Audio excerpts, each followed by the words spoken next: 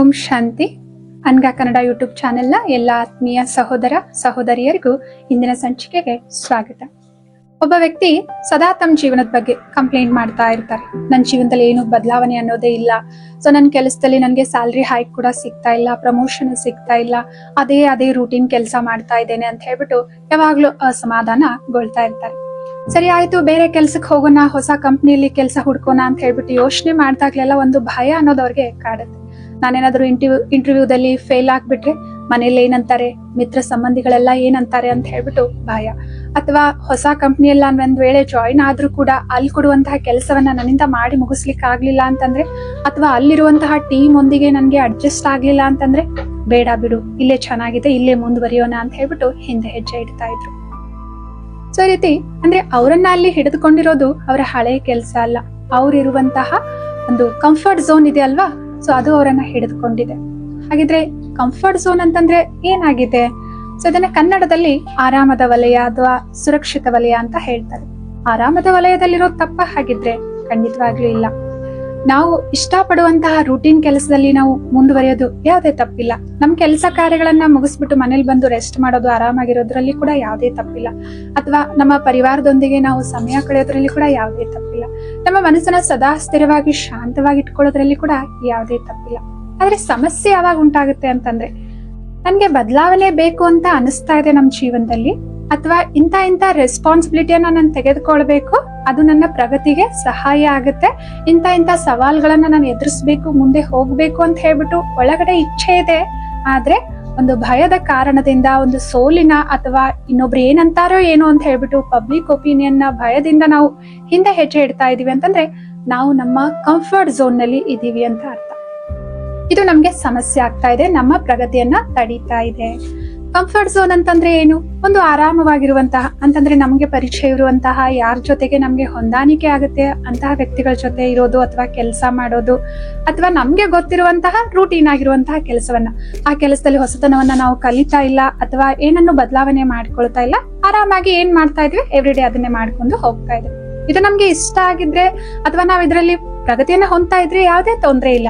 ಆದ್ರೆ ನಮ್ಗೆ ಒಳಗಡೆಯಿಂದ ಅನಿಸ್ತಾ ಇದೆ, ಇನ್ನು ನಾನು ಪ್ರಗತಿ ಹೊಂದ್ಬೇಕು, ಎಲ್ಲೋ ಏನೋ ಮಿಸ್ಟೇಕ್ ಆಗ್ತಾ ಇದೆ, ನಾನು ಅಂದ್ಕೊಂಡಷ್ಟು ರಿಸಲ್ಟ್ ನಾನು ಪಡಿಲಿಕ್ಕೆ ಆಗ್ತಾ ಇಲ್ಲ, ಬದಲಾವಣೆ ಬೇಕು ಅಂತ ಒಳ ಮನಸ್ಸು ಹೇಳ್ತಾ ಇದೆ ಅಂತಂದ್ರೆ, ಸೊ ಅವಾಗ ನಾವು ಯೋಚನೆ ಮಾಡ್ಬೇಕಾಗಿದೆ, ನಮ್ಮ ಈ ಕಂಫರ್ಟ್ ಝೋನ್ ಏನ್ ಮಾಡ್ತಾ ಇದೆ, ನಮ್ಮ ಪ್ರಗತಿಯನ್ನ ತಡೀತಾ ಇದೆ, ನಾವು ಮುಂದುವರಿಯೋದನ್ನ ನಿಲ್ಲಿಸ್ತಾ ಇದೆ, ಇದೇ ಅಡೆತಡೆ ಆಗ್ತಾ ಇದೆ.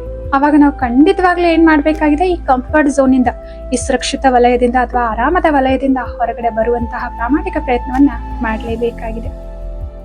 ಉದಾಹರಣೆಗೆ, ಒಬ್ಬ ವ್ಯಕ್ತಿ ತನ್ನ ಕೆಲಸದ ಸ್ಥಳದಲ್ಲಿ ಒಂದು ಹೊಸ ಪ್ರಾಜೆಕ್ಟ್ ಮಾಡ್ಬೇಕು ಅಂತ ಹೇಳ್ಬಿಟ್ಟು ಯೋಚನೆ ಮಾಡ್ತಾ ಇದ್ದಾರೆ. ಎಲ್ಲಾ ಟೀಮ್ ಮೀಟಿಂಗ್ ಕರ್ತಿದ್ದಾರೆ, ಹೊಸ ಐಡಿಯಾಗಳು ಯಾರ ಹತ್ರ ಏನೇನಿದೆ, ಇಂತ ಒಂದು ಸಮಸ್ಯೆಗೆ ಒಂದು ಪ್ರಾಜೆಕ್ಟ್ ಅನ್ನ ಮಾಡ್ಬೇಕು ಅನ್ಕೊಳ್ತಾ ಇದೀವಿ, ಸೊಲ್ಯೂಷನ್ ಫೈಂಡ್ ಔಟ್ ಮಾಡೋದಕ್ಕೋಸ್ಕರ ಅಂತ ಎಲ್ಲರೂ ಕೂಡ ಕೇಳ್ತಾ ಇದ್ದಾರೆ. ಒಬ್ಬ ವ್ಯಕ್ತಿ ಹತ್ರ ಒಂದು ಐಡಿಯಾ ಇದೆ, ಅವ್ರಿಗೆ ಅನಿಸ್ತಾ ಇದೆ ಇದು ಚೆನ್ನಾಗಿರುತ್ತೆ ನಾನು ಹೇಳಿದ್ರಿ ಅಂತ. ಆದ್ರೂ ಕೂಡ ಎಲ್ಲೋ ಒಂದ್ ಕಡೆ ಭಯ ಅವ್ರಿಗೆ, ನಾನು ಇದನ್ನ ಹೇಳ್ಬಿಟ್ರೆ ಇವರೆಲ್ಲ ಅದನ್ನು ಒಪ್ಕೊಳ್ಳಿಲ್ಲ ಅಂತಂದ್ರೆ, ಅಥವಾ ಇವ್ರೇನಾದ್ರು ನನ್ಗೆ ಟೀಕೆ ಮಾಡಿದ್ರು ಅಂತಂದ್ರೆ, ಸರಿ ಬೇಡ ಬಿಡು ಅನ್ಕೊಂಡ್ಬಿಟ್ಟು ಸುಮ್ನೆ ಆಗ್ತಾರೆ. ಮತ್ತೆ 2-3 ದಿನದಂತೆ ಹಾಗೆ ಆ ಮೀಟಿಂಗ್ ಕಂಟಿನ್ಯೂ ಆಗುತ್ತೆ. ಎಲ್ರು ಅವ್ರವ್ರ ವಿಷಯಗಳನ್ನ, ಐಡಿಯಾಗಳನ್ನ ಹೇಳ್ತಾರೆ. 3ನೇ ದಿನ ಒಬ್ಬ ವ್ಯಕ್ತಿ ಏನ್ ಮಾಡ್ತಾರೆ, ಇವ್ರ ಮನಸ್ಸಲ್ಲಿ ಏನಿತ್ತಲ್ವಾ ಅದೇ ಐಡಿಯಾವನ್ನ ಎಲ್ಲರ ಮುಂದೆ ಪ್ರೆಸೆಂಟ್ ಮಾಡ್ತಾರೆ. ಎಲ್ರು ಕೂಡ ಬಹಳಷ್ಟು ಅವರನ್ನ ಅಪ್ರಿಶಿಯೇಟ್ ಮಾಡ್ತಾರೆ. ಸೊ ಆಮೇಲೆ ಅದೇ ಐಡಿಯಾವನ್ನ ಅಪ್ಲೈ ಮಾಡ್ಬಿಟ್ಟು ಆ ಪ್ರಾಜೆಕ್ಟ್ ಅಲ್ಲಿ ಏನು ಕೆಲಸವನ್ನ ಪ್ರಾರಂಭ ಮಾಡ್ತಾರೆ. ಅವಾಗ ಇವ್ರಿಗೆ ಅನ್ಸುತ್ತೆ, ನಾನೇ ಹೇಳ್ಬಿಡ್ಬೇಕಾಗಿತ್ತಲ್ವಾ ಅಂತ ಹೇಳ್ಬಿಟ್ಟು.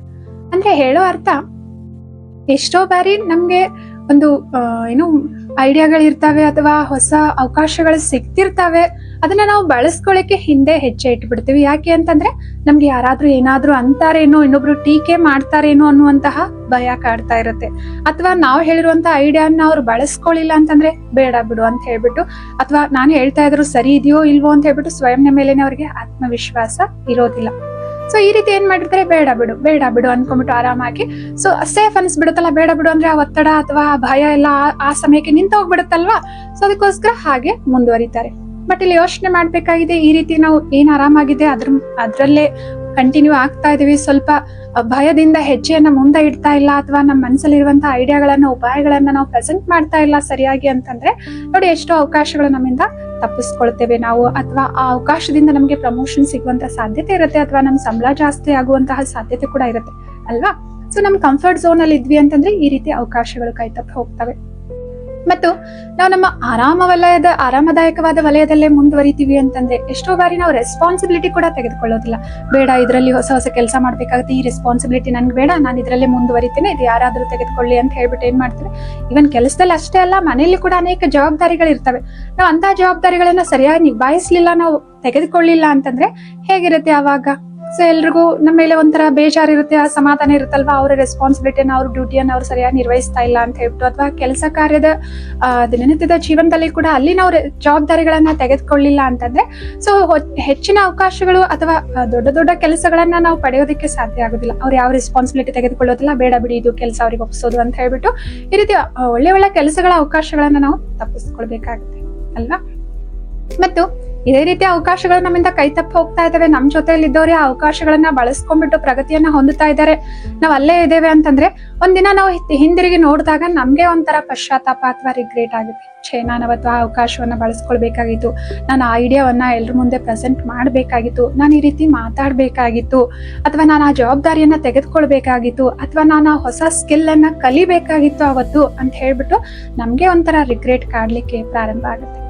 ಸೊ ಎಷ್ಟೋ ಬಾರಿ ಹೊಸ ಹೊಸ ಕೆಲಸಗಳಿದ್ದಾಗ, ಅವಕಾಶಗಳಿದ್ದಾಗ ಬೇರೆ ಸ್ಥಳಕ್ಕೆ ಹೋಗ್ಬೇಕಾಗಿರುತ್ತೆ.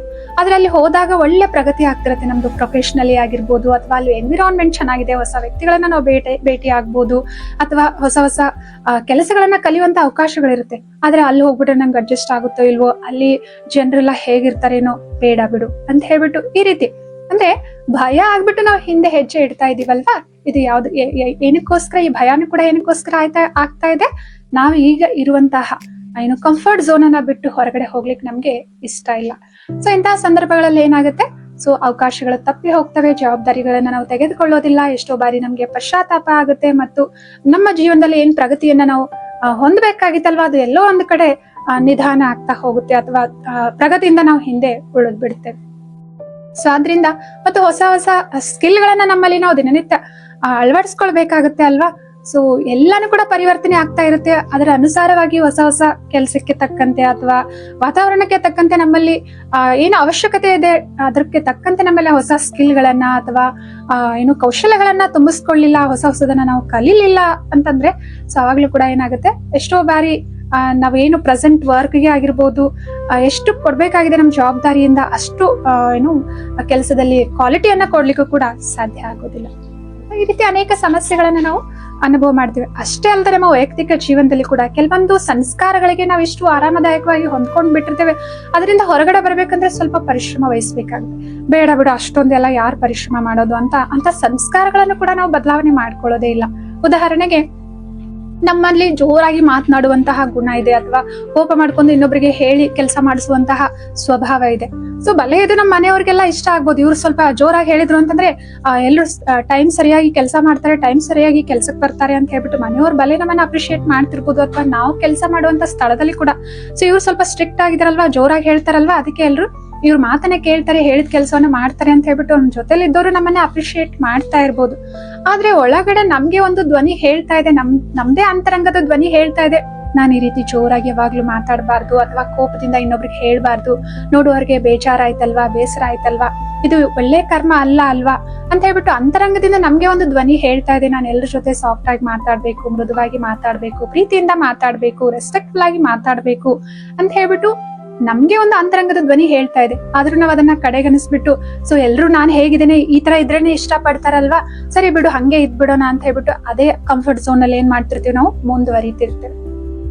ಆದ್ರೆ ಏನಾಗುತ್ತೆ ಇವಾಗ, ಈ ತರ ನಮ್ಗೆಲ್ಲ ಗೊತ್ತೇ ಇದೆ ಅಲ್ವಾ, ಇನ್ನೊಬ್ಬರಿಗೆ ಜೋರಾಗಿ ಹೇಳೋದು ಅಥವಾ ಕೋಪದಲ್ಲಿ ಇನ್ನೊಬ್ರಿಗೆ ನಾವು ಕೆಲಸ ಹೇಳೋದ್ರಿಂದ ನಮ್ಮ ಪೊಸಿಷನ್ ಅನುಸಾರ ನಮ್ಮ ಮಾತುಗಳನ್ನ ಅವ್ರು ಕೇಳ್ತಾರೆ. ಆದ್ರೆ ನಮ್ ಬಗ್ಗೆ ಅವ್ರು ಯಾವ ರೀತಿ ಆಲೋಚನೆ ಮಾಡ್ತಾರೆ, ಅವ್ರ ಜೊತೆ ನಮ್ ಸಂಬಂಧದ ಗುಣಮಟ್ಟ ಯಾವ ರೀತಿ ಇರುತ್ತೆ, ಅಥವಾ ನಾವು ಮಾಡುವಂತಹ ಕರ್ಮದ ಶಕ್ತಿ ಯಾವ ರೀತಿ ಇರುತ್ತೆ, ಕಡಿಮೆ ಶಕ್ತಿಯ ಕರ್ಮ ಆಯ್ತಲ್ವಾ ಇದು.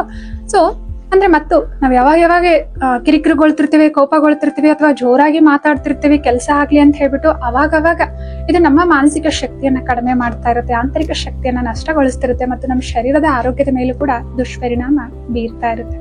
ಸೊ ಆದ್ರಿಂದ ಸೊ ಯಾವಾಗ ನಮ್ಗೆ ಒಳಗಡೆ ಬದಲಾವಣೆ ಬೇಕು ಅಂತ ಅನಿಸ್ತಾ ಇದೆ, ನಾನು ಈ ರೀತಿ ಬೇಡ, ಈ ರೀತಿ ಶಾಂತವಾಗಿರ್ಬೇಕು, ಸ್ವಲ್ಪ ಸಮಾಧಾನಕರವಾಗಿ ಮಾತಾಡ್ಬೇಕು ಅಂತ ನಮ್ಗೆ ಅನಿಸ್ತಾ ಇದೆ ಅಂತಂದ್ರೆ ಖಂಡಿತವಾಗ್ಲೂ ನಾವು ಈ ಹೊರಗಡೆ ಇವರೆಲ್ಲ ಅಪ್ರಿಶಿಯೇಟ್ ಮಾಡ್ತಾರೆ, ಇವ್ರಿಗೆ ಇದೇ ಇಷ್ಟ ಅಲ್ವಾ ಅಂತ ಹೇಳ್ಬಿಟ್ಟು ಅದರಲ್ಲೇ ಏನ್ ಕಂಫರ್ಟಬಲ್ ಆಗಿರ್ತೀವಲ್ಲ ಅದರಿಂದ ಹೊರಗಡೆ ಬರ್ಬೇಕಾಗಿದೆ. ಸೊ ನಾವು ಕೂಡ ಆರಾಮದ ಅನುಭವ ಮಾಡುವಂತಹ ಸಂಸ್ಕಾರಗಳನ್ನ, ಸ್ವಭಾವಗಳನ್ನ ರೂಢಿಸ್ಕೊಂಡ್ವಿ ಅಂತಂದ್ರೆ ಖಂಡಿತವಾಗ್ಲೂ ಅದು ಇನ್ನೊಬ್ಬರಿಗೆ ಸಮಯದ ಅನುಸಾರ ಇಷ್ಟ ಹಾಗೆ ಆಗುತ್ತೆ. ಆದ್ರಿಂದ ಯಾವಾಗ್ಲೂ ಕೂಡ ಕೆಲವೊಂದು ಉದಾಹರಣೆಗಳು ಇನ್ನು ಹೇಳೋದಾದ್ರೆ, ಮನೆಯಲ್ಲಿ ಮಕ್ಕಳಿಗೆ ಜೋರಾಗಿ ಗದರ್ಸಿದ್ವಿ ಅಂತಂದ್ರೆ ಹೋಮ್ವರ್ಕ್ ಮಾಡ್ತಾರೆ, ಇಲ್ಲ ಅಂತಂದ್ರೆ ಮಾಡೋದೇ ಇಲ್ಲ ಅವರು ಅಂತ ಹೇಳ್ಬಿಟ್ಟು ಅದನ್ನೇ ರೂಢಿ ಮಾಡ್ಕೊಂಡ್ಬಿಟ್ಟಿರ್ತೀವಿ. ಅವ್ರಿಗೆ ಯಾವಾಗ್ಲೂ ಕೂಡ ಜೋರಾಗಿ ಕಣ್ ತೋರಿಸ್ತಾ ಅಥವಾ ಜೋರಾದ ಧ್ವನಿಯಲ್ಲಿ ಕೋಪ ಮಾಡ್ಕೊಂಡು ಹೇಳ್ತಾ ಇರ್ತೀವಿ. ಇದರಿಂದ ಏನಾಗುತ್ತೆ, ಮಕ್ಕಳು ಭಯ ಪಡ್ತಾರೆ ಅಲ್ವಾ ನಮ್ಮಿಂದ, ನಮ್ಮ ಮಧ್ಯೆ ಅವ್ರ ಮಧ್ಯೆ ಒಂದು ಗ್ಯಾಪ್ ಅನ್ನೋದು ಉಂಟಾಗುತ್ತಲ್ವಾ. ಸೊ ಮನಸ್ಸು ಬಿಚ್ಚು ಅವ್ರು ಹೇಳ್ಕೊಳ್ಳೋದಿಲ್ಲ ಏನ್ ಸಮಸ್ಯೆ ಇದೆ ಅಂತ ಹೇಳ್ಬಿಟ್ಟು. ಸೊ ಈ ರೀತಿನೂ ನಾವು ಒಂದು ಅಭ್ಯಾಸವನ್ನ ರೂಢಿ ಮಾಡ್ಕೊಂಡ್ ಬಿಟ್ಟಿರ್ತೇವೆ, ಅದರಲ್ಲೇ ಕಂಫರ್ಟೇಬಲ್ ಆಗಿರ್ತೇವೆ. ಆದ್ರೆ ಅದರಿಂದ ಏನ್ ಹಾನಿಗಳಾಗ್ತಾ ಇದಾವೆ ಅದನ್ನ ಬದಲಾವಣೆ ಮಾಡ್ಕೋಬೇಕು ಅಂತಂದ್ರೆ ಸ್ವಲ್ಪ ಪರಿಶ್ರಮ ಪಡ್ಬೇಕಾಗುತ್ತಲ್ವಾ. ಮಕ್ಕಳಿಗೆ ಇವಾಗ ನಿಧಾನವಾಗಿ ಹೇಳಿದ್ವಿ ಅಂತಂದ್ರೆ ಅವ್ರು ಬೇಗ ಮಾಡೋದಿಲ್ಲ, ಪದೇ ಪದೇ ಅವ್ರ ಜೊತೆ ಕುತ್ಕೊಳ್ಬೇಕಾಗುತ್ತೆ ಅಥವಾ ಅವ್ರಿಗೆ ತಿಳಿಸಿ ಹೇಳ್ಬೇಕಾಗುತ್ತೆ, ಪ್ರೀತಿಯಿಂದ ಹೇಳ್ಬೇಕಾಗುತ್ತೆ, ಹಲವಾರು ಬಾರಿ ಹೇಳ್ಬೇಕಾಗುತ್ತೆ. ಇಷ್ಟೊಂದೆಲ್ಲ ಹೇಳ್ಲಿಕ್ಕೆ ಯಾರಿಗೆ ಟೈಮ್ ಇದೆ ಬಿಡು, ಜೋರಾಗಿ ಸ್ವಲ್ಪ ಕಿರ್ಚ್ಬಿಟ್ಟು ಹೇಳ್ಬಿಟ್ರೆ ಮಾಡ್ಬಿಡ್ತಾರೆ ಅಂತ ಹೇಳ್ಬಿಟ್ಟು ನಾವು ಕೆಲವೊಂದ್ ಬಾರಿ ಏನ್ ಮಾಡ್ತಿರ್ತೀವಿ, ನಮ್ಗೆ ಅನಿಸ್ತಾ ಇದೆ ಅದು ಒಳ್ಳೇದಲ್ಲ, ಅವರ ಎಮೋಷನಲ್ ಹೆಲ್ತ್ಗೂ ಕೂಡ ಅಥವಾ ನಮ್ಮ ಸಂಬಂಧಕ್ಕೂ ಅದು ಒಳ್ಳೇದಲ್ಲ ಅಂತ ಅಂದ್ರೂ ಕೂಡ ಏನ್ ಮಾಡ್ತಿರ್ತೀವಿ, ಅದೇ ಒಂದು ಸ್ವಭಾವದಲ್ಲಿ ಮುಂದುವರಿತಾ ಇರ್ತೀವಿ ಅಲ್ವಾ.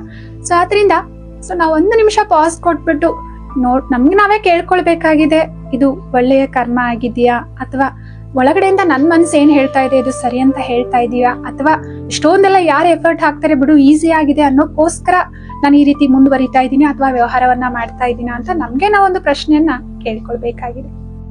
ಸೊ ಹಾಗಿದ್ರೆ ಈ ಕಂಫರ್ಟ್ ಝೋನ್ ಇಂದ ನಾವು ಹೊರಗಡೆ ಬಂದ್ವಿ ಅಂತಂದ್ರೆ ಏನೆಲ್ಲ ಲಾಭ ಪಡಿತೇವೆ? ಮೊದಲನೇದಾಗಿ ನಾವ್ ಏನ್ ಮಾಡ್ತೀವಿ ಅಂತಂದ್ರೆ ಹೊಸ ಹೊಸ ಅವಕಾಶಗಳು ನಮ್ಗೆ ಸಿಗ್ತಾ ಹೋಗ್ತಾವಲ್ವಾ, ಅವುಗಳನ್ನ ಬಳಸ್ಕೊಳ್ತೇವೆ ನಾವು, ಮತ್ತು ಜವಾಬ್ದಾರಿಗಳನ್ನ ತೆಗೆದುಕೊಳ್ತಾ ಹೋಗ್ತೇವೆ. ಯಾವಾಗ ನಾವು ಜವಾಬ್ದಾರಿ ತೆಗೆದುಕೊಳ್ತೀವಲ್ವಾ, ಸೊ ಅವಾಗ ನಮ್ಮಲ್ಲಿ ಆ ಲೀಡರ್ಶಿಪ್ ಕ್ವಾಲಿಟಿ ಅನ್ನೋದು ಕೂಡ ಬರುತ್ತೆ. ಸೊ ಮತ್ತು ಕೆಲವೊಂದು ಬಾರಿ ಚಾಲೆಂಜಸ್ಗಳು, ಸವಾಲುಗಳು ಬಂದೇ ಬರ್ತವೆ. ಆದ್ರೆ ಅವುಗಳನ್ನೆಲ್ಲ ಎದುರಿಸ್ತಾನೆ ನಾವ್ ಏನ್ ಮಾಡ್ತೇವೆ, ನಮ್ಮ ಆ ಅನುಭವನ ಹೊಂದುತ್ತೇವೆ. ಆ ಕೆಲಸದಲ್ಲಿ ಆಗಿರ್ಬೋದು ಅಥವಾ ಜನರ ಜೊತೆ ಮಾತಾಡೋದೇ ಆಗಿರ್ಬೋದು ಅಥವಾ ಒಂದು ಪ್ರಾಡಕ್ಟ್ ಬಗ್ಗೆ ಬೆಲೆಯನ್ನ ನೆಗೋಷಿಯೇಟ್ ಮಾಡೋದೇ ಆಗಿರ್ಬೋದು, ಇದೆಲ್ಲಾನು ಕೂಡ ನಾವು ಮಾಡ್ಲಿಕ್ಕೆ ಪ್ರಾರಂಭ ಮಾಡಿದಾಗ್ಲೇ ಅಲ್ವಾ ಅದ್ರಲ್ಲಿ ಎಕ್ಸ್ಪರ್ಟ್ ಆಗ್ತಾ ಹೋಗೋದು, ಅದರ ಅನುಭವ ಪಡಿತಾ ಹೋಗೋದು, ಅದ್ರಲ್ಲಿ ಆತ್ಮವಿಶ್ವಾಸ ಬರ್ಲಿಕ್ಕೆ ಪ್ರಾರಂಭ ಆಗುತ್ತೆ ಅಲ್ವಾ. ಯಾವ್ದೇನೋ ಮ್ಯಾಜಿಕಲ್ ಆಗಿ ಒಂದೇ ಬಾರಿ ಬರಲ್ಲ ನಮ್ಮ ಹತ್ರ ಲೀಡರ್ಶಿಪ್ ಕ್ವಾಲಿಟಿ ಬೇಕು ಅಂತಂದ್ರೆ ನಾವು ದಿನಾಲು ಕೂಡ ಚಿಕ್ಕದ್ರಿಂದ ಹಿಡಿದು ದೊಡ್ಡ ರೆಸ್ಪಾನ್ಸಿಬಿಲಿಟಿಗಳನ್ನ, ಜವಾಬ್ದಾರಿಗಳನ್ನ ತೆಗೆದುಕೊಳ್ತಾ ಹೋದ್ವಿ ಅಂತಂದ್ರೆ ಖಂಡಿತವಾಗ್ಲೂ ಆ ನಾಯಕತ್ವದ ಗುಣ ನಮ್ಮಲ್ಲಿ ತುಂಬ್ತಾ ಹೋಗುತ್ತೆ ಅಲ್ವಾ. ಸೊ ಅಥವಾ ನಮ್ಗೆ 100 ಜನರ ಮುಂದೆ ಭಾಷಣ ಮಾಡ್ಲಿಕ್ಕೆ ಅಥವಾ ಪ್ರೆಸೆಂಟೇಶನ್ ಕೊಡ್ಲಿಕ್ಕೆ ಭಯ ಆಗುತ್ತೆ, ಬೇಡ ಬಿಡು ಇನ್ನೊಬ್ರೇ ಮಾಡ್ಲಿ, ನನ್ ಬೇಡ, ನಾನು ಏನು ಕೆಲಸ ಮಾಡ್ತಾ ಇದ್ದೀನಿ ರೆಗ್ಯುಲರ್ ಆಗಿ ಅದನ್ನೇ ಮಾಡ್ಕೊಂಡು ಮುಂದುವರಿತೀನಿ ಅಂತಂದ್ರೆ, ಸೊ ನಾವು ಯಾವತ್ತೂ ಕೂಡ ಆ ಭಯ ಅನ್ನೋದು ನನ್ನಿಂದ ತಂತಾನೆ ಅಂತೂ ಹೋಗೋದಿಲ್ಲ ಅಲ್ವಾ. ಯಾವ್ದೋ ಒಂದು ಮೂಮೆಂಟ್ ಅಲ್ಲಿ ನಾನು ಆ ಭಯವನ್ನ ಗೆಲ್ಲೇಬೇಕಾಗತ್ತೆ. ನನ್ನ ಈ ಆರಾಮದ ವಲಯವನ್ನ ನಾನು ಅದನ್ನ ಒಂದು ಹೆಜ್ಜೆ ಮುಂದೆ ಇಟ್ಟು ಹೊರಗಡೆ ಬರ್ಲೇಬೇಕಾಗತ್ತೆ ಅದರಿಂದ ಅಲ್ವಾ. ಸೊ ಅದಕ್ಕೋಸ್ಕರ ಏನ್ ಮಾಡ್ಬೇಕಾಗಿದೆ, ನಾವೇ ಪ್ರಶ್ನೆಯನ್ನ ಕೇಳ್ಕೊಳ್ಬೇಕಾಗಿದೆ. ನಾನು ಯಾವ್ದಕ್ಕಾದ್ರೂ ಬೇಡ ಅಂತ ಹೇಳ್ತಾ ಇದ್ದೀನಿ, ಇಲ್ಲ ಅಂತ ಹೇಳ್ತಾ ಇದ್ದೀನಿ ಅಂತಂದ್ರೆ ಕಾರಣ ಏನಾಗಿದೆ, ಅದಕ್ಕೇನಾದ್ರೂ ಭಯ ಅನ್ನೋದು ಕಾರಣ ಆಗಿದೆಯಾ, ಜನರು ಏನ್ ಅಂತಾರೇನೋ ಅನ್ನುವಂತ ಕಾರಣ ಆಗಿದೆಯಾ, ಅಥವಾ ಸೋಲಿನ ಭಯದ ಕಾರಣ ಆಗಿದೆಯಾ, ಅಥವಾ ನನ್ ಮೇಲೆ ಸ್ವಯಂ ಸಂದೇಹ ಇರೋ ಕಾರಣ ಆಗಿದೆಯಾ ಕೇಳ್ಕೊಳ್ಬೇಕಾಗಿದೆ. ಇದೆಲ್ಲದಕ್ಕೂ ಏನಾಗಿದೆ, ಇವೆಲ್ಲಾನು ಹಾ ಅಂತಿದ್ರೆ ಇದಕ್ಕೊಂದೇ ಒಂದು, ನಾನು ಆರಾಮದ ವಲಯದಲ್ಲಿದ್ದೀನಿ, ಕಂಫರ್ಟ್ ಝೋನ್ ಅಲ್ಲಿ ಇದ್ದೇನೆ. ಬಟ್ ಇದರಿಂದ ಏನೆಲ್ಲ ಹಾನಿಗಳಾಗ್ತವಂತ ನಾವು ನೋಡಿದ್ವಲ್ವಾ.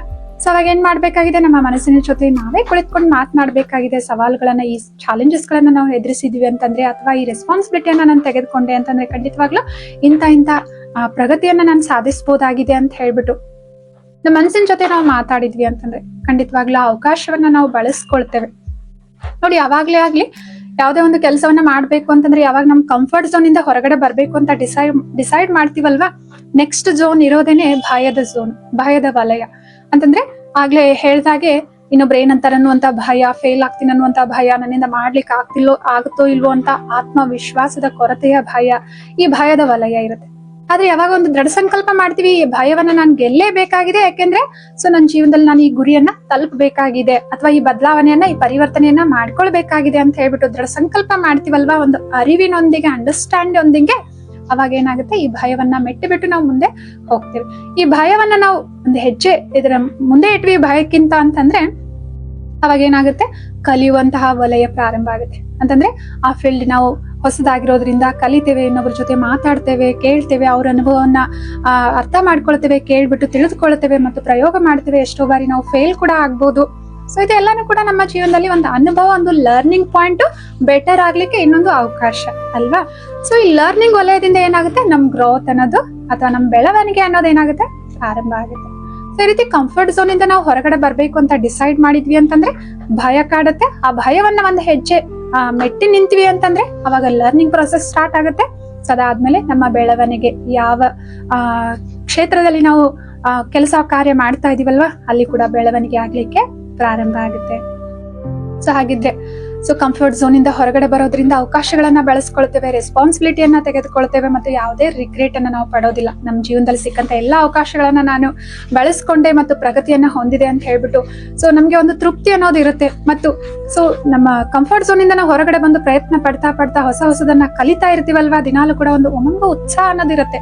ಅದೇ ರೂಟೀನ್ ಕೆಲಸ ಅಂತಂದ್ರೆ ಉಮಂಗನು ಕೆಲವೊಂದ್ ಬಾರಿ ಕಡಿಮೆ ಆಗ್ಬಿಡುತ್ತೆ. ಅದೇ ಮಾಡೋದಲ್ವಾ, ಮಾಡ್ತೀನಿ ಬಿಡು ಆಮೇಲೆ ಅಂತ ಹೇಳ್ಬಿಟ್ಟು ಕೆಲವೊಂದ್ ಬಾರಿ ಲೇಸಿನೆಸ್ ಕೂಡ ಬಂದ್ಬಿಡುತ್ತೆ. ಆದ್ರೆ ಹೊಸದನ್ನ ಕಲಿತಾ ಇದೀವಿ, ಡಿಫ್ರೆಂಟ್ ಆಗಿ ಆ ಕೆಲಸವನ್ನ ಮಾಡ್ತಾ ಇದೀವಿ, ಬೇರೆ ಬೇರೆ ಕೆಲಸಗಳಿಗೆ ನಾವು ಎಕ್ಸ್ಪೋಸ್ ಆಗ್ತಾ ಇದೀವಿ ಅಂತಂದ್ರೆ ಒಂದು ಹೊಸ ಉಮಂಗ, ಒಂದು ಹೊಸ ಉತ್ಸಾಹ ಅನ್ನೋದಿರುತ್ತೆ. ಡಿಫ್ರೆಂಟ್ ಆಗಿ ಮಾಡೋದನ್ನ ನಾವು ಕಲಿತುಕೊಳ್ತಾ ಇರ್ತೇವೆ ಅಲ್ವಾ. ತೃಪ್ತಿ ಅನ್ನೋದು ಇರುತ್ತೆ, ಹೊಸ ಸ್ಕಿಲ್ಗಳು ನಮ್ಮಲ್ಲಿ ಬರ್ಲಿಕ್ಕೆ ಪ್ರಾರಂಭ ಆಗ್ತವೆ. ನಮ್ಮ ವರ್ಷನ್ ಕೂಡ ನಾವು ದಿನದಿಂದ ದಿನಕ್ಕೆ ಪ್ರಗತಿಯನ್ನ ಹೊಂದುತ್ತಾ ಇದೀವಿ ಅಂತ ಹೇಳ್ಬಿಟ್ಟು ನಮ್ಗೆ ಅನುಭವ ಆಗುತ್ತೆ. ಹೊಸ ಜನರನ್ನ ಭೇಟಿ ಆಗ್ತೇವೆ, ಹೊಸ ಸ್ಥಳಗಳನ್ನ ನೋಡ್ತೇವೆ, ಅಲ್ಲಿ ಅನುಭವಗಳನ್ನ ಪಡಿತೇವೆ. ಇದರಿಂದ ನಾವಿರುವಂತ ಸ್ಥಳದ ಮಹತ್ವನ ಕೂಡ ನಮ್ಗೆ ಗೊತ್ತಾಗುತ್ತೆ ಅಲ್ವಾ. ಎಷ್ಟೋ ಬಾರಿ ನಾವು ಇರುವಂತ ಸ್ಥಳದ ಬಗ್ಗೆನೇ ನಾವು ಕಂಪ್ಲೇಂಟ್ ಮಾಡ್ತಿರ್ತೇವೆ. ಇನ್ನೊಂದು ಸ್ಥಳಕ್ಕೆ ಹೋಗ್ಬಿಟ್ಟು ಅಲ್ಲಿರುವಂತಹ ಪರಿಸ್ಥಿತಿಗಳನ್ನೆಲ್ಲ ನೋಡಿದಾಗ ಅವಾಗ ನಮ್ಗೆ ಅನ್ಸುತ್ತೆ ನಾನು ಇದ್ದಂತಹ ಸ್ಥಳ ಎಷ್ಟು ಶ್ರೇಷ್ಠವಾಗಿತ್ತಲ್ವಾ ಅಂತ ಹೇಳ್ಬಿಟ್ಟು. ಅಂತಂದ್ರೆ ಎಷ್ಟೋ ಬಾರಿ ನಮ್ ಜೊತೆಲಿ ಇರೋರು, ನಾವಿರುವಂತಹ ಸ್ಥಳ, ನಮ್ಗೆ ಸಿಕ್ಕಿರುವಂತಹ ಪ್ರಾಪ್ತಿಗಳು, ಸೌಕರ್ಯಗಳ ಬಗ್ಗೆ ನಮ್ಗೆ ಕಂಪ್ಲೇಂಟ್ ಇರುತ್ತಲ್ವಾ. ಈ ತರ ಹೊಸ ಹೊಸ ಸ್ಥಳಗಳಿಗೆ, ಹೊಸ ಹೊಸ ವ್ಯಕ್ತಿಗಳನ್ನ ನಾವು ಭೇಟಿ ಆಗ್ತಾ ಇದ್ವಿ ಅಂತಂದ್ರೆ ಖಂಡಿತವಾಗ್ಲೂ ಅದ್ರ ಮಹತ್ವನು ಕೂಡ ಕೆಲವೊಂದ್ ಬಾರಿ ನಮ್ಗೆ ಅರ್ಥ ಆಗ್ಲಿಕ್ಕೆ ಪ್ರಾರಂಭ ಆಗುತ್ತೆ. ಈ ರೀತಿ ಸಾಕಷ್ಟು ಲಾಭಗಳು ಮತ್ತು ನಮ್ಮ ಸಂಸ್ಕಾರಗಳ ಪರಿವರ್ತನೆಯಲ್ಲಿ ಕೂಡ ನಾವು ಇದನ್ನ ಕಂಫರ್ಟ್ ಝೋನ್ ಇಂದ ಹೊರಗಡೆ ಬಂದು ನಮ್ಮ ಅಂತರಂಗ ಏನ್ ಹೇಳ್ತಾ ಇದೆ, ನಮ್ಮ ಮನಸ್ಸಾಕ್ಷಿ ಏನ್ ಹೇಳ್ತಾ ಇದೆ, ಯಾವ್ದು ಸರಿ ಯಾವ್ದು ತಪ್ಪು ಅಂತ ಹೇಳ್ತಾ ಇದೆ, ಸ್ವಲ್ಪ ಎಫರ್ಟ್ ಹಾಕಿದ್ವಿ ಅಂತಂದ್ರೆ ಅವಾಗ್ಲೂ ಕೂಡ ಒಂದು ತೃಪ್ತಿಯ ಜೀವನವನ್ನ ನಾವು ನಡೆಸಬಹುದಾಗಿದೆ. ಒಂದು ಆರಾಮದಾಯಕವಾದ, ಇನ್ನೂ ಕಂಫರ್ಟೇಬಲ್ ಆಗಿರುವಂತಹ ಜೀವನವನ್ನ ನಾವು ನಡೆಸಲಿಕ್ಕೆ ಸಾಧ್ಯ ಇದೆ. ಹಾಗಾದ್ರೆ ಏನ್ ಮಾಡ್ಬೇಕಾಗಿದೆ? ಎಷ್ಟೋ ಬಾರಿ ಕಂಫರ್ಟ್ ಝೋನ್ ಇಂದ ಹೊರಗಡೆ ಬರ್ಬೇಕಂದ್ರೆ ನಾವು ಸರಿ ಆಯ್ತು, ಇವತ್ತಿನಿಂದ ನಾನು ಇದನ್ನ ಮಾಡೋದಿಲ್ಲ, ಇದನ್ನ ಮಾಡ್ತೀನಿ ಅಂತ ಫಾಸ್ಟ್ ಆಗಿ ಮುಂದುವರಿಲಿಕ್ಕೆ ಪ್ರಯತ್ನ ಮಾಡ್ತೇವೆ. ಅವಾಗ್ಲೂ ಕೂಡ ಎಷ್ಟೋ ಬಾರಿ ಏನಾಗ್ತಿರುತ್ತೆ, ಅಂದ್ಕೊಂಡಂತೆ ಆಗ್ತಿರೋದಿಲ್ಲ. ಅದಕ್ಕೋಸ್ಕರ ಸ್ಟಾರ್ಟಿಂಗು ಸಣ್ಣ ಸಣ್ಣ ಹೆಜ್ಜೆಗಳನ್ನ ಇಡೋಣ. ಅಂತಂದ್ರೆ ಆಗ್ಲೇ ಹೇಳ್ದಾಗ ಯಾವ್ದೋ ಒಂದು ಭಯ ಇದೆ ಅಂತಂದ್ರೆ ಅದನ್ನ ಗೆಲ್ಲಿಕ್ಕೆ ಒಂದು ಚಿಕ್ಕ ಹೆಜ್ಜೆಯಿಂದ ನಾವು ಪ್ರಾರಂಭ ಮಾಡೋಣ. ದೊಡ್ಡ ದೊಡ್ಡ ಮೀಟಿಂಗ್ ಗಳಲ್ಲಿ ನನಗೆ ಮಾತನಾಡ್ಲಿಕ್ಕೆ ಭಯ ಆಗುತ್ತೆ ಅಂತಂದ್ರೆ ಮೊದಲು ನಮ್ ಕಲೀಗ್ ಜೊತೆನೆ ಮಾತನಾಡೋಣ, ನಮ್ಮ ಐಡಿಯಾಗಳನ್ನ ಹೇಳೋಣ. ಅಥವಾ 5 ಜನ ಮೀಟಿಂಗ್ ಅಲ್ಲಿ ಇದ್ದಾಗ ಪ್ರಯತ್ನ ಮಾಡೋಣ. ನನ್ಗೆ ಮಾತನಾಡ್ಲಿಕ್ಕೆ ಭಯ ಆಗುತ್ತೆ ಅಂದ್ರೆ ಸರಿ, ಇನ್ನೊಬ್ರು ಮಾತಾಡ್ತಾ ಇದ್ರಲ್ಲ, ನನ್ಗೆ ಅದ್ರ ಬಗ್ಗೆ ಪ್ರಶ್ನೆ ಬರ್ತಾ ಇದೆ ಅಂತ ಒಂದು ಪ್ರಶ್ನೆ ಕೇಳೋದ್ರ ಮೂಲಕ ಆದ್ರೂ ಸರಿ ಆ ಮೀಟಿಂಗ್ ಅಲ್ಲಿ ನಾವು ಪಾರ್ಟಿಸಿಪೇಟ್ ಮಾಡೋಣ. ಆಮೇಲೆ ದೊಡ್ಡ ದೊಡ್ಡ ವ್ಯಕ್ತಿಗಳಿರುವಂತಹ ಮೀಟಿಂಗ್ ಅಲ್ಲಿ ಕೂಡ ನಾವ್ ಏನ್ ಮಾಡ್ಬೋದಾಗಿದೆ, ಪ್ರೆಸೆಂಟೇಶನ್ ಆದ್ರೂ ಕೊಡ್ಬೋದು, ಅಥವಾ ಮಾತನಾಡ್ಬೋದು, ಅಥವಾ ಪ್ರಶ್ನೆಗಳಿದ್ರೆ ಕೇಳಬಹುದಾಗಿದೆ. ಅಂತಂದ್ರೆ ಈ ರೀತಿ ನಮ್ಮಲ್ಲಿ ಯಾವ ಒಂದು ಭಯ ಇದೆ ಅದನ್ನ ಒಂದು ಚಿಕ್ಕ ಚಿಕ್ಕ ಹೆಜ್ಜೆಯನ್ನ ಇಡ್ತಾ ನಾವು ಮುಂದುವರಿದ್ವಿ ಅಂತಂದ್ರೆ ನಮ್ಮ ಈಗಿರುವಂತಹ ಕಂಫರ್ಟ್ ಝೋನ್ ಇಂದ ನಾವು ಹೊರಗಡೆ ಬರ್ಲಿಕ್ಕೆ ಸಾಧ್ಯ ಆಗುತ್ತೆ. ಎರಡನೇದಾಗಿ ನಾನು ಯಾಕೆ ಇದನ್ನ ಮಾಡ್ಬೇಕಾಗಿದೆ ಅಂತ ಹೇಳ್ಬಿಟ್ಟು ಒಂದು ನನಗೆ ಪ್ರಶ್ನೆ ಕೇಳ್ಕೊಳ್ಬೇಕಾಗಿದೆ. ಎಷ್ಟೋ ಬಾರಿ ಈ ಪ್ರಶ್ನೆನ ನಾವು ಕೇಳ್ಕೊಳ್ಳೋದಿಲ್ಲ, ಬೇಡ ಬಿಡು ಅಂತ ಹೇಳ್ಬಿಟ್ಟು ಆರಾಮದಾಯಕವಾಗಿರೋ ಹೊಲದಿಂದ ಹೊರಗಡೆ ಬರ್ಲಿಕ್ಕೆ ನಾವು ಇಷ್ಟನೇ ಪಡೋದಿಲ್ಲ. ಅದಕ್ಕೋಸ್ಕರ ನಾನು ಯಾಕೆ ಈ ಕೆಲಸವನ್ನ ಮಾಡ್ಬೇಕಾಗಿದೆ ಅಂತ ನಾನು ಯಾಕೆ ಈ ಪ್ರಯತ್ನವನ್ನ ಮಾಡ್ಬೇಕಾಗಿದೆ, ನಾನು ಯಾಕೆ ಈ ಹೊಸ ಕೋರ್ಸ್ ಅನ್ನ ಕಲಿಬೇಕಾಗಿದೆ, ನಾನು ಯಾಕೆ ಈ ಹೊಸ ಸ್ಕಿಲ್ ಅನ್ನ ನನ್ನಲ್ಲಿ ಅಳವಡಿಸ್ಕೊಳ್ಬೇಕಾಗಿದೆ, ಒಂದು ಪ್ರಶ್ನೆಯನ್ನ ಕೇಳಿದ್ವಿ ಅಂತಂದ್ರೆ ನಮ್ಮ ಮನಸ್ಸು ನಿಜವಾಗ್ಲೂ ಉತ್ತರ ಹೇಳುತ್ತಲ್ವಾ. ನನ್ಗೆ ಇಂಥ ಪೊಸಿಷನ್ ಅಲ್ಲಿ ಕೆಲಸ ಮಾಡ್ಬೇಕಾಗಿದೆ, ನನ್ಗೆ ಈ ತರ ಪ್ರೋಗ್ರೆಸ್ ಅನ್ನ ಮಾಡ್ಕೊಳ್ಬೇಕಾಗಿದೆ, ನನ್ನ ಜೀವನದಲ್ಲಿ ನಾನು ಈ ರೀತಿ ಗುರಿಗಳನ್ನ ಇಟ್ಕೊಂಡಿದ್ದೇನೆ, ಅದನ್ನ ಸಾಧಿಸ್ಬೇಕು ಅಂತಂದ್ರೆ ಇದೆಲ್ಲ ಸ್ಕಿಲ್ಸ್ ನನ್ನಲ್ಲಿ ಇರೋದು, ಅಥವಾ ನಾನು ಕಲಿಯೋದು, ಅಥವಾ ಈ ಅನುಭವ ನನಗೆ ತುಂಬಾ ಅಗತ್ಯತೆ ಇದೆ ಅಂತ ಹೇಳ್ಬಿಟ್ಟು ನಾವ್ ಯಾವಾಗ ಉತ್ತರ ಹೇಳ್ತೀವಲ್ವಾ ನಮ್ಮ ಮನಸ್ಸಿಗೆ, ಅವಾಗ ಕೆಲಸವನ್ನ ಮಾಡ್ಲಿಕ್ಕೆ ನಮ್ಗೆ ಏನಾಗುತ್ತೆ, ಉಮಂಗ ಉತ್ಸಾಹ ಅನ್ನೋದು ಬರುತ್ತೆ. ಆದ್ರಿಂದ ಒಂದು ಕಂಫರ್ಟ್ ಝೋನ್ ಇಂದ ನಾನು ಹೊರಗಡೆ ಬರ್ಬೇಕಂದ್ರೆ ಸಣ್ಣ ಸಣ್ಣ ಹೆಜ್ಜೆಯಿಂದಾನೇ ಸ್ಟಾರ್ಟ್ ಮಾಡೋಣಂತೆ. ಆತ್ಮವಿಶ್ವಾಸ ಬರುತ್ತೆ ಅವಾಗ. ಮತ್ತು ಈ ಪ್ರಶ್ನೆಯನ್ನ ನಮ್ಗೆ ಯಾವಾಗ್ಲೂ ಕೇಳ್ತಾ ಉತ್ತರ ಹೇಳ್ಕೊಳ್ಳೋಣಂತೆ, ನಾನು ಯಾಕೆ ಇದನ್ನ ಮಾಡ್ತಾ ಇದ್ದೇನೆ ಅಂತ ಹೇಳ್ಬಿಟ್ಟು. ಮತ್ತು ನಮ್ಮ ಗುರಿಯನ್ನ ನಾವು ಇಟ್ಕೊಳ್ಳೋಣಂತೆ. ನಾನು ಯಾಕೆ ಶಾಂತವಾಗಿ ಮಾತನಾಡ್ಬೇಕಾಗಿದೆ, ಪ್ರೀತಿಯಿಂದ ವರ್ತಿಸ್ಬೇಕಾಗಿದೆ, ಯಾಕೆ ಅಂತಂದ್ರೆ ನನ್ಗೆ ಅದರಲ್ಲಿ ಕಂಫರ್ಟೇಬಲ್ ಇದೆ. ನನ್ನ ವ್ಯಕ್ತಿತ್ವ ನಾನು ಯಾವಾಗ್ಲೂ ಕೂಡ ಒಂದು ಸುಂದರವಾದ, ಚೆನ್ನಾಗಿರುವಂತಹ ಶ್ರೇಷ್ಠವಾದ ವ್ಯಕ್ತಿತ್ವವನ್ನ ನಾನು ರೂಪಿಸ್ಕೊಳ್ಳಿಕ್ಕೆ ಇಷ್ಟಪಡ್ತೇನೆ. ಅದಕ್ಕೋಸ್ಕರ ನಾನು ಇವತ್ತು ಎಲ್ಲರ ಜೊತೆ ಶಾಂತಿಯಿಂದ ವರ್ತಿಸ್ಬೇಕಾಗಿದೆ, ಎಲ್ಲರೊಂದಿಗೂ ಪ್ರೀತಿಯಿಂದ ಮಾತನಾಡ್ಬೇಕಾಗಿದೆ. ಯಾರಿಗೆ ಏನೇ ಹೇಳ್ಬೇಕಾಗಿದೆ ಅದನ್ನ ನಾನು ನಿಜವಾಗ್ಲೂ ಹೇಳ್ತೇನೆ, ಆದ್ರೆ ಒಂದು ಗೌರವಾನ್ವಿತವಾಗಿ ಹೇಳ್ತೇನೆ, ಒಂದು ಮಧುರವಾದ ಧ್ವನಿಯಲ್ಲಿ ನಾನು ಅವರಿಗೆ ಹೇಳ್ತೇನೆ. ಈ ರೀತಿ ನಮ್ಮ ಜೀವನದಲ್ಲಿ ನಾವು ಒಂದು ಗುರಿಯನ್ನ ಇಟ್ಕೊಂಡ್ವಿ ಅಂತಂದ್ರೆ ಅದನ್ನ ಸಾಧಿಸೋ ಮಾರ್ಗದಲ್ಲಿ ಏನ್ ಮಾಡ್ತೀವಿ, ಸಾಧಿಸುವಂತಹ ಮಾರ್ಗದಲ್ಲಿ ನಮ್ಮ ಕಂಫರ್ಟ್ ಝೋನ್ ಇಂದ ನಾವು ಹೊರಗಡೆ ಬರ್ಲಿಕ್ಕೆ ಪ್ರಾರಂಭ ಮಾಡ್ತೇವೆ. ಅಥವಾ ನಾನು ಇಷ್ಟು ವರ್ಷ ಆದ್ಮೇಲೆ ಇಂಥ ಪ್ರಮೋಷನ್ ಅನ್ನ ತೆಗೆದುಕೊಳ್ಬೇಕು ಅಂದ್ಕೊಂಡಿದ್ದೇನೆ, ಅದಕ್ಕೋಸ್ಕರ ಈ ಅನುಭವ ನನಗೆ ತುಂಬಾ ಇಂಪಾರ್ಟೆಂಟ್ ಇದೆ, ಅಥವಾ ಈ ಕೋರ್ಸ್ ಕಲಿಯೋದು ನನಗೆ ತುಂಬಾ ಇಂಪಾರ್ಟೆಂಟ್ ಇದೆ. ಸೊ ಈ ತರ ಗುರಿಗಳನ್ನ ಇಟ್ಕೊಂಡಾಗ್ಲೂ ಕೂಡ ಕೆಲವೊಂದು ಬಾರಿ ಏನಾಗುತ್ತೆ, ಸೊ ನಮ್ ಕಂಫರ್ಟ್ ಝೋನ್ ಇಂದ ನಾವು ಹೊರಗಡೆ ಬರ್ತೀವಿ ಮತ್ತು ಪ್ರಗತಿ ಅನ್ನೋದು ಪ್ರಾರಂಭ ಆಗುತ್ತೆ. ಸೊ ಈ ರೀತಿ ನಾವು ಯಾವ ಕಂಫರ್ಟ್ ಝೋನ್ ಅಲ್ಲಿ ಇದ್ದೇವೆ ಅಂತ ಹೇಳ್ಬಿಟ್ಟು ನಮ್ಮನ್ನ ನಾವು ಚೆಕ್ ಮಾಡ್ಕೊಳ್ಬೇಕಾಗಿದೆ, ಮತ್ತು ಅದರಿಂದ ಹೊರಗಡೆ ಬರುವಂತ ಪ್ಲಾನ್ ಗಳನ್ನು ಕೂಡ ಮಾಡ್ಬೇಕಾಗಿದೆ. ಇನ್ನು ಒಂದೇನಂತಂದ್ರೆ, ಎಷ್ಟೋ ಬಾರಿ ನಮ್ಗೆ ಯಾವುದೋ ಒಂದು ಕೆಲಸವನ್ನ ಹೇಳಿರ್ತಾರೆ, ಅದು ನನ್ಗೆ ಈ ವರ್ತಮಾನ ಸಮಯದಲ್ಲಿ ಮಾಡ್ಲಿಕ್ಕೆ ಆಗೋದಿಲ್ಲ, ಅದನ್ನ ಮಾಡ್ಲಿಕ್ಕೆ ಆ ಸಾಮರ್ಥ್ಯ ಆಗಿರ್ಬೋದು ಅಥವಾ ಸ್ಕಿಲ್ ಆಗಿರ್ಬೋದು ನನ್ನ ಹತ್ರ ಇಲ್ಲದೆ ಇರ್ಬೋದು, ಅಥವಾ ನನ್ಗೆ ಆಲ್ರೆಡಿ ಸಿಕ್ಕಾಪಟ್ಟೆ ಕೆಲಸ ಇದೆ, ಇದೊಂದು ಎಕ್ಸ್ಟ್ರಾ ಕೆಲಸ ನನ್ಗೆ ಈ ಕೊಟ್ಟಿರುವಂತ ಸಮಯದಲ್ಲಿ ಅದನ್ನ ಮಾಡಿ ಮುಗಿಸ್ತೀನಿ ಅಂತ ಹೇಳ್ಬಿಟ್ಟು ನನ್ಗೆ ಒತ್ತಡ ತುಂಬಾ ಉಂಟಾಗುತ್ತೆ, ಮಾಡಿ ಮುಗಿಸ್ತೀನಿ ಅನ್ನೋ ಗ್ಯಾರಂಟಿ ಇರ್ಲಿಕ್ಕಿಲ್ಲ, ಅದಕ್ಕೋಸ್ಕರ ನಾನು ಇಲ್ಲ ಅಂತ ಹೇಳ್ಬೇಕಾಗತ್ತೆ. ಅಥವಾ ಕೆಲವೊಂದ್ ಬಾರಿ ಅದು ನನ್ನ ಮೌಲ್ಯಗಳಿಗೆ ಸೂಟ್ ಆಗೋದಿಲ್ಲ, ಸೊ ಅದಕ್ಕೆ ನನ್ನ ಮೌಲ್ಯಗಳನ್ನ ಕಾಂಪ್ರಮೈಸ್ ಮಾಡ್ಕೊಳ್ಳಿಕ್ಕೆ ರೆಡಿ ಇಲ್ಲ, ಅದಕ್ಕೋಸ್ಕರ ಅಂತ ಸಮಯದಲ್ಲಿ ನಾನು ಇಲ್ಲ ಅಂತ ಹೇಳ್ಬೇಕಾಗತ್ತೆ. ಸೊ ಇನ್ನು ಕೆಲವೊಂದ್ ಸಮಯದಲ್ಲಿ ಆರೋಗ್ಯಕ್ಕೆ ನಾವು ಪ್ರಾಮುಖ್ಯತೆಯನ್ನ ಕೊಡ್ಬೇಕಾಗತ್ತೆ, ಅದಕ್ಕೋಸ್ಕರ ಇಲ್ಲ ಅಂತ ಹೇಳ್ಬೇಕಾಗತ್ತೆ. ಇಂತ ಎಲ್ಲ ಇಲ್ಲ ಅಂತ ಹೇಳೋ ಸಮಯದಲ್ಲಿ ಕೆಲವೊಂದ್ ಬಾರಿ ಕನ್ಫ್ಯೂಸ್ ಆಗುತ್ತೆ, ಅಯ್ಯೋ ನಾನು ಇಲ್ಲ ಅಂದ್ಬಿಟ್ರೆ ಸೊ ಇನ್ನೊಬ್ರು ಏನ್ ಅನ್ಕೊಳ್ತಾರೆ, ನನ್ನ ಕಂಫರ್ಟ್ ಝೋನ್ ಅಲ್ಲಿ ಇದ್ದೇನೆ, ಆ ಕಂಫರ್ಟ್ ಝೋನ್ ಇಂದ ಹೊರಗಡೆ ಬರ್ಲಿಕ್ಕೆ ಇಷ್ಟ ಇಲ್ಲ, ಅದಕ್ಕೆ ನೆಪ ಹೇಳ್ತಾ ಇದ್ದೀನಿ, ಇಲ್ಲ ಅಂತ ಹೇಳ್ತಾ ಇದ್ದೇನೆ ಅಂತ ಹೇಳ್ಬಿಟ್ಟು ಅನ್ಕೊಂಡ್ ಬಿಡ್ತಾರೇನೋ ಅಂತ ಹೇಳ್ಬಿಟ್ಟು ಕೆಲವೊಂದ್ ಬಾರಿ ಕನ್ಫ್ಯೂಸ್ ಮಾಡ್ಕೊಳ್ತೇವೆ. ಆದ್ರೆ ನಮ್ಮ ಆರೋಗ್ಯಕರವಾದ ಗಡಿಗಳನ್ನ ಸೆಟ್ ಮಾಡೋದು ಅಥವಾ ಕಂಫರ್ಟ್ ಝೋನ್ ಇಂದ ಹೊರಗಡೆ ಬರೋದು ಎರಡು ಬೇರೆ ಬೇರೆನೆ ಆಗಿದೆ. ಸೊ ಫ್ರೆಂಡ್ಸ್ ಎಲ್ಲ ಹೊರಗಡೆ ಹೋಗಿದ್ದೇವೆ, ಅವರು ಪಾರ್ಟಿ ಮಾಡ್ತಾ ಇದಾರೆ, ನಮಗೂ ಕೂಡ ಅವ್ರ ಜೊತೆ ಪಾರ್ಟಿಸಿಪೇಟ್ ಮಾಡಿ, ಡ್ರಿಂಕ್ಸ್ ಮಾಡಿ ಅಂತ ಹೇಳ್ತಾ ಇದಾರೆ, ಬಟ್ ನನಗೆ ಆರೋಗ್ಯದ ಪ್ರಾಮುಖ್ಯತೆ ಇರೋದ್ರಿಂದ ನಾನು ಇಲ್ಲ ಅಂತ ಹೇಳ್ತಾ ಇದ್ದೀನಿ. ಇಲ್ಲಿ ಇಲ್ಲ ಅಂತ ಹೇಳೋದು ಉತ್ತಮ ಆಗಿದೆ. ಸೊ ಇಲ್ಲಿ ನಮ್ ಕಂಫರ್ಟ್ ಝೋನ್ ಅನ್ನೋದು ಮಾತೇ ಬರೋದಿಲ್ಲ ಅಲ್ವಾ. ಅಥವಾ ನನ್ಗೆ ಯಾವ್ದೋ ಒಂದು ಎಮರ್ಜೆನ್ಸಿ ಕೆಲಸ ಇದೆ, ಪರ್ಸನಲ್ ಆಗಿರುವಂತಹ ಕೆಲಸ ಇದೆ, ಆ ಸಮಯದಲ್ಲಿ ನಾನು ರಜಾ ತಗೊಂಡಿದ್ದೇನೆ, ಬಟ್ ಇನ್ನೊಬ್ರು ನನಗೆ ಕಾಲ್ ಮಾಡ್ಬಿಟ್ಟು ಅರ್ಜೆಂಟ್ ಆಗಿರೋ ಕೆಲಸ ಇದೆ, ನೋಡ್ಲೇಬೇಕು ಅಂತ ಹೇಳ್ತಾರೆ. ಬಟ್ ಖಂಡಿತವಾಗ್ಲೂ ವೈಯಕ್ತಿಕ ಜೀವನದಲ್ಲಿ ನಾನು ಒಂದು ಎಮರ್ಜೆನ್ಸಿ ಇರೋ ವಿಷಯದ ಮೇಲೆ ಹೊರಗಡೆ ಇದ್ದೇನೆ ಅಂತಂದ್ರೆ ಆ ಸಮಯದಲ್ಲೂ ಕೂಡ ಆಗೋದಿಲ್ಲ ಅಂತ ಹೇಳಲೇಬೇಕಾಗಿದೆ ಅಲ್ವಾ. ಅಥವಾ ನನ್ನ ಮೌಲ್ಯಗಳಿಗದು ವಿರುದ್ಧವಾಗಿದೆ, ನಾನು ಪ್ರಾಮಾಣಿಕತೆಯನ್ನು ಇಷ್ಟಪಡ್ತೇನೆ, ಇನ್ನೊಬ್ರು ನನ್ಗೆ ಸ್ವಲ್ಪ ಕಾಂಪ್ರಮೈಸ್ ಆಗಿ ಅಂತ ಒತ್ತಾಯ ಮಾಡ್ತಾ ಇದ್ರೆ ಅವಾಗ್ಲೂ ಕೂಡ ನಾನು ಗೌರವಾನ್ವಿತವಾಗಿ ಇಲ್ಲ ಅಂತ ಹೇಳ್ತಾ ಇದ್ದೇನೆ ಅಲ್ಲ.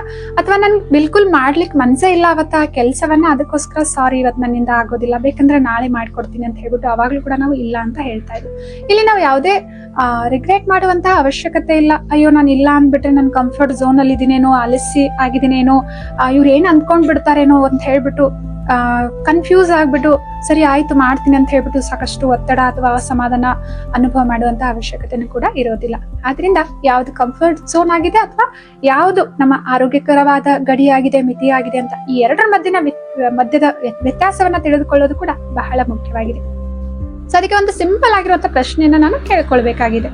ಸೊ ಯಾವ್ದಕ್ಕಾದ್ರೂ ನಾನು ಇಲ್ಲ ಅಂತ ಹೇಳ್ತಾ ಇದ್ದೀನಿ ಅಂತಂದ್ರೆ ನನಗೆ ನಾನೇ ಪ್ರಶ್ನೆ ಕೇಳ್ಕೊಳ್ಬೇಕಾಗಿದೆ, ನಾನು ಏನಕ್ಕೋಸ್ಕರ ಇಲ್ಲ ಅಂತ ಇದ್ದೇನೆ. ಒಂದ್ ವೇಳೆ ಭಯ ಪಟ್ಬಿಟ್ಟು, ಸೋಲಿನ ಭಯ, ಇನ್ನೊಬ್ಬರ ಟೀಕೆಯ ಭಯ, ಅಥವಾ ನನ್ ಮೇಲೆ ನನಗೆ ಸಂದೇಹ ಇದೆ ಅದಕ್ಕೋಸ್ಕರ ಭಯ ಅಂತಂದ್ರೆ ಖಂಡಿತವಾಗ್ಲೂ ಅದೇನಾಗಿದೆ, ಕಂಫರ್ಟ್ ಝೋನ್ ರಿಲೇಟೆಡ್ ಆಗಿದೆ. ಅವಾಗ ಏನ್ ಮಾಡ್ಬೇಕಾಗಿದೆ, ನಾನ್ ಮಾಡ್ತೀನಿ ಅಂತ ಒಪ್ಕೊಂಡ್ಬಿಟ್ಟು ಮುಂದೆ ಹೆಜ್ಜೆ ಇಡಬೇಕಾಗಿದೆ. ಸೊ ನಾನು ಇಲ್ಲ ಅಂತ ಹೇಳ್ತಾ ಇದ್ದೀನಿ ಅಂತಂದ್ರೆ ಏನಕ್ಕೋಸ್ಕರ ಹೇಳ್ತಾ ಇದ್ದೀನಿ ಅಂತಂದ್ರೆ ಇದು ನನ್ನ ಮೌಲ್ಯಕ್ಕೆ ವಿರುದ್ಧವಾಗಿದೆ, ಅಥವಾ ಈ ಸಮಯದಲ್ಲಿ ನನ್ಗೆ ಅದನ್ನ ಮಾಡುವಂತಹ ಸಮಯ ಇರ್ಲಿಕ್ಕಿಲ್ಲ, ಅಥವಾ ಸಾಮರ್ಥ್ಯನೂ ಕೂಡ ಇರ್ಲಿಕ್ಕಿಲ್ಲ, ಅಥವಾ ನನ್ಗೆ ಬಿಲ್ಕುಲ್ ಅದನ್ನ ಮಾಡ್ಲಿಕ್ಕೆ ಮನಸ್ಸು ಕೂಡ ಇರ್ಲಿಕ್ಕಿಲ್ಲ. ಸೊ ಈ ಕಾರಣಕ್ಕೋಸ್ಕರ ಇಲ್ಲ ಅಂತ ಇದ್ದೀನಿ ಅಂತಂದ್ರೆ ಇದು ನನಗೆ ಆರೋಗ್ಯಕರವಾದ ಒಂದು ಗಡಿಯನ್ನ ಸೆಟ್ ಮಾಡ್ತಾ ಇದೆ. ಸೊ ಅವಾಗ ಏನ್ ಮಾಡ್ಬೇಕಾಗಿದೆ, ಒಂದು ಹೆಜ್ಜೆ ಹಿಂದೆ ಇಟ್ಬಿಟ್ಟು ಇಲ್ಲ ಅಂತ ಹೇಳ್ಬೇಕಾಗಿದೆ. ಭಯ ಇದ್ರೆ ಒಂದು ಹೆಜ್ಜೆಯನ್ನ ಮುಂದೆ ಇಟ್ಬಿಟ್ಟು ಮುಂದೆ ಸಾಗಿ ಆ ಕೆಲಸವನ್ನ ಮಾಡಿ, ಅಥವಾ ಆರೋಗ್ಯಕರ ಗಡಿಯನ್ನ ಸೆಟ್ ಮಾಡ್ಬೇಕಾಗಿದೆ ಅಂತಂದ್ರೆ ಅವಾಗ ಏನ್ ಮಾಡ್ಬೇಕಾಗಿದೆ, ಅಲ್ಲೇ ನಿಂತು ಒಂದು ಹೆಜ್ಜೆಯನ್ನ ಹಿಂದೆ ಇಟ್ಟು ಗೌರವಾನ್ವಿತವಾಗಿ ರೆಸ್ಪೆಕ್ಟ್ಫುಲ್ ಆಗಿ ಇಲ್ಲ ಅಂತ ಹೇಳಿ. ಸೊ ಈ ರೀತಿ ನೀವು ಡಿಫ್ರೆನ್ಶಿಯೇಟ್ ಮಾಡ್ಬಿಟ್ಟು ಸೊ ನಿಮ್ ಕಂಫರ್ಟ್ ಝೋನ್ ಇಂದ ಹೊರಗಡೆ ಬರ್ಬೋದಾಗಿದೆ. ನೀವು ಕೂಡ ನಿಮ್ ಜೀವನದಲ್ಲಿ ನೀವು ಪ್ರಗತಿಯನ್ನ ಹೊಂದಬೇಕು ಅಂತ ಇದ್ದೀರಾ, ಅಥವಾ ಅವಕಾಶಗಳನ್ನ ಬಳಸ್ಕೊಳ್ಬೇಕು ಅನ್ಕೋತಾ ಇದ್ದೀರಾ, ಅಥವಾ ಜವಾಬ್ದಾರಿಯನ್ನ ತೆಗೆದುಕೊಳ್ಬೇಕು ಅನ್ಕೊಳ್ತಾ ಇದ್ದೀರಾ, ಆದ್ರೆ ನೀವಿರುವಂತ ಕಂಫರ್ಟ್ ಝೋನ್ ನಿಮ್ಗೆ ಅದನ್ನ ಮಾಡ್ಲಿಕ್ಕೆ ಬಿಡ್ತಾ ಇಲ್ಲ, ಅಥವಾ ಭಯ ಅನ್ನೋದು ಕಾಡ್ತಾ ಇದೆ ಅಂತಂದ್ರೆ ಅದು ಯಾವ್ದಾಗಿದೆ ಅಂತ ಗುರುತಿಸ್ಬಿಟ್ಟು ಇವತ್ತೇ ಆ ಕಂಫರ್ಟ್ ಝೋನ್ ಇಂದ ಹೊರಗಡೆ ಬರುವಂತಹ ಒಂದು ದೃಢ ಸಂಕಲ್ಪ ಮಾಡ್ತಾ ಯಾವ ರೀತಿ ಬರ್ಬೇಕು ಅಂತ ಹೇಳ್ಬಿಟ್ಟು ನಾವು ಉಪಾಯ ಮಾಡಿ ಅದನ್ನ ಅಳವಡಿಸ್ಕೊಂಡ್ವಿ ಅಂತಂದ್ರೆ ಜೀವನದಲ್ಲಿ ಯಾವ ಕ್ಷೇತ್ರದಲ್ಲಿ ನಾವು ಉನ್ನತಿಯನ್ನ ಹೊಂದಬೇಕು ಅಂತ ಬಯಸ್ತೀವಲ್ವಾ, ಅಥವಾ ಯಾವ ಗುರಿಗಳನ್ನ ತಲುಪಬೇಕು, ಅಥವಾ ಯಾವ ಕನಸುಗಳನ್ನ ನನಸು ಮಾಡ್ಕೊಳ್ಬೇಕು ಅಂತ ಬಯಸ್ತೀವಲ್ವಾ, ಅಂತ ಎಲ್ಲದರಲ್ಲಿ ಕೂಡ ನಾವು ಪ್ರಗತಿಯನ್ನ ಹೊಂದಲಿಕ್ಕೆ ಸಾಧ್ಯ ಇದೆ. ನಮ್ಮ ಕನಸುಗಳನ್ನ ನಾವು ನನಸು ಮಾಡ್ಕೊಳ್ಳಿಕ್ಕೆ ಸಾಧ್ಯ ಆಗುತ್ತೆ. ಆತ್ಮೀಯ ಸಹೋದರ ಸಹೋದರಿಯರೇ, ಈ ವಿಷಯ ನಿಮ್ಗೆ ಉಪಯುಕ್ತ ಅನಿಸ್ತು ಅಂತಂದ್ರೆ ನಿಮ್ಮ ಮಿತ್ರ ಸಂಬಂಧಿಗಳೊಂದಿಗೂ ಕೂಡ ನೀವು ಈ ವಿಡಿಯೋನ ಹಂಚ್ಕೊಳ್ಬಹುದಾಗಿದೆ. ಮತ್ತು ನಿಮ್ಗೇನಾದ್ರೂ ಪ್ರಶ್ನೆಗಳಿತ್ತು ಅಂತಂದ್ರೆ ನೀವು ಕಾಮೆಂಟ್ ನಲ್ಲಿ ನಮ್ಗೆ ಕೇಳ್ಬಹುದಾಗಿದೆ. ಸೊ ಇದೇ ತರದ ಉಪಯುಕ್ತ ಮಾಹಿತಿಯನ್ನ ಕೇಳೋದಕ್ಕಾಗಿ ಅನ್ಗಾ ಕನ್ನಡ ಯೂಟ್ಯೂಬ್ ಚಾನೆಲ್ ಅನ್ನ ತಪ್ಪದೆ ಸಬ್ಸ್ಕ್ರೈಬ್ ಮಾಡಿ. ಮುಂದಿನ ಇಂಥದೇ ಆದ ಒಂದು ಉಪಯುಕ್ತವಾದ ಸಂಚಿಕೆಯಲ್ಲಿ ನಾವೆಲ್ಲರೂ ಕೂಡ ಭೇಟಿಯಾಗೋಣ. ಅಲ್ಲಿವರೆಗೂ ತಮ್ಮೆಲ್ಲರಿಗೂ ಕೂಡ ಒಳ್ಳೆಯದಾಗ್ಲಿ ಅಂತ ಹಾರೈಸ್ತಾ ನಮಸ್ತೆ. ಓಂ ಶಾಂತಿ.